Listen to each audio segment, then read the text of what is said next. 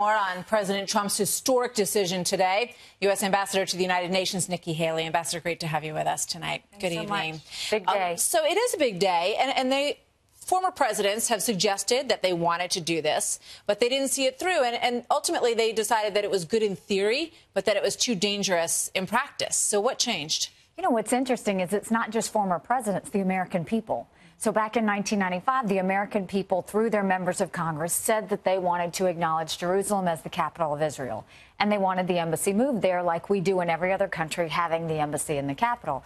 What happened was president after president kept being told, don't do it, you'll mess up the peace process. Well, 22 years later, we haven't had a peace process. What the president did today was, one, listen to the will of the American people. They just unanimously voted again 6 months ago, Republicans and Democrats, to do this.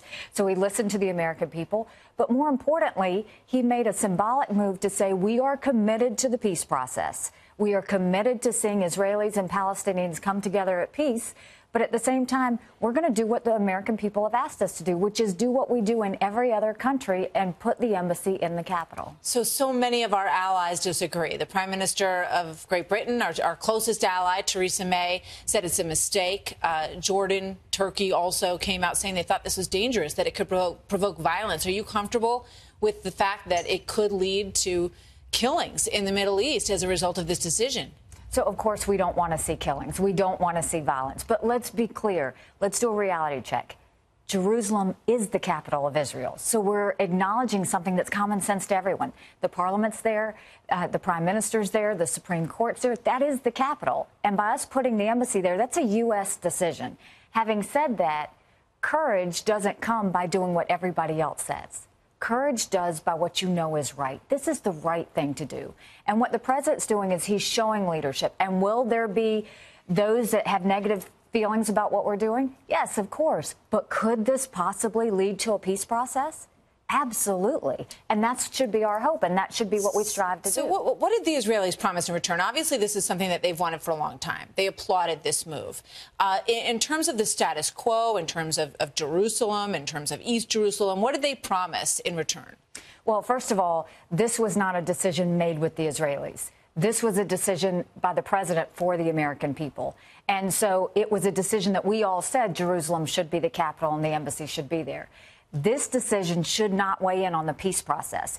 The peace process of how they see Jerusalem, if they choose to divide it up, all those things, that's between the two sides. So there was no discussion with Prime Minister Netanyahu saying, look, if we agree to do this, you have to promise us that you are not going to start pushing the envelope. Nothing. There were no discussions along those lines. Absolutely not. This is following members of Congress. This is doing what the American people said.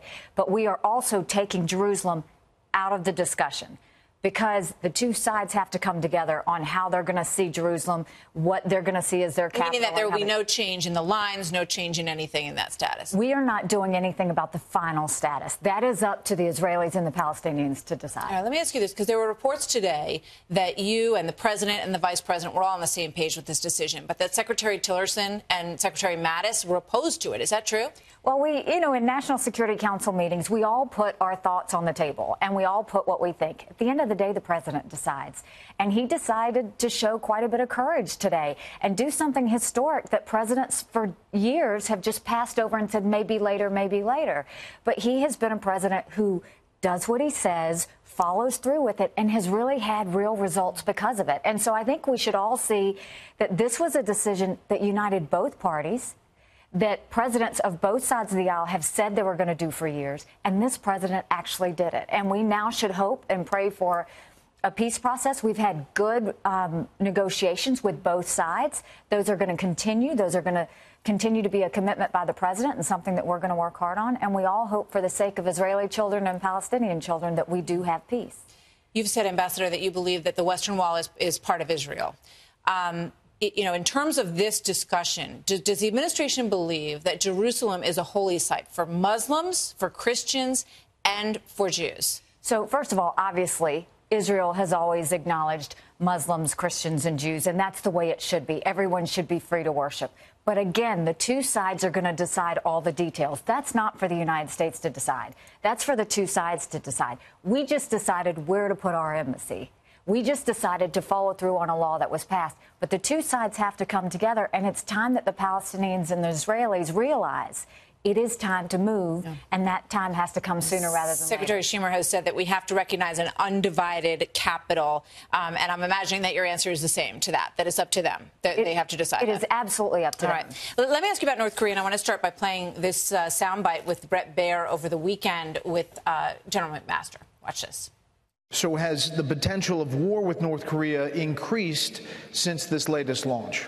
I think it's increasing every day. There are ways to address this problem short of armed conflict, but it is a race because he's getting closer and closer, and there's not much time left. Are we getting closer to war with North Korea every day?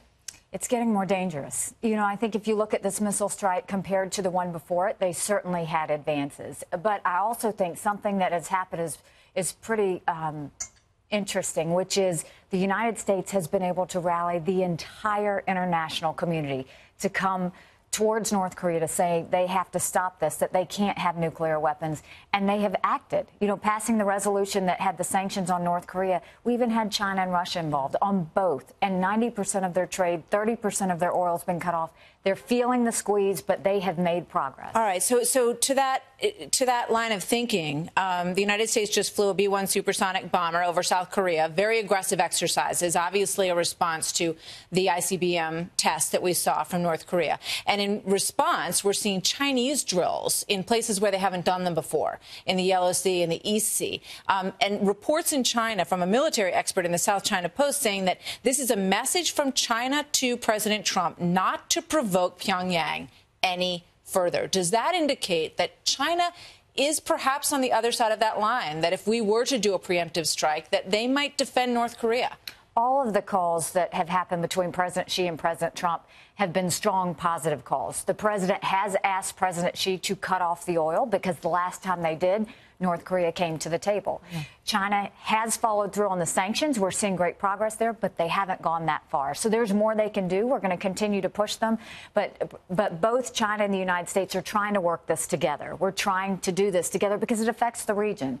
And so obviously we're doing that with our South Korea. So you're not concerned that China will leave those discussions and decide, you know, North Korea is actually on our side in the end? As long as we keep talking. The key is we have to keep those communications together, and we all agree on one goal: a denuclearized North Korea. Now, last question, in terms of the threat, obviously, of potential military action in that region. We all have athletes, United States athletes, heading to South Korea soon. Do you think that it is safe for them to go there in this environment?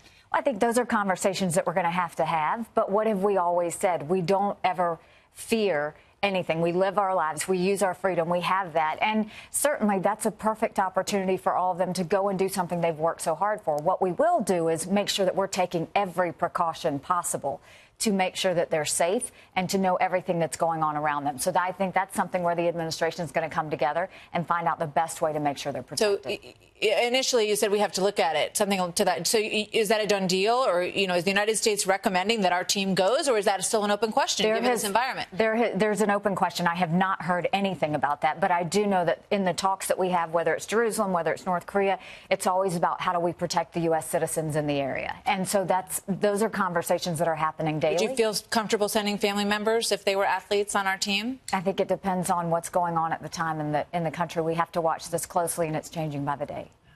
Ambassador Nikki Haley, thank you so much. It's great to talk to you tonight. Thanks for coming in. Thanks so much. I appreciate it.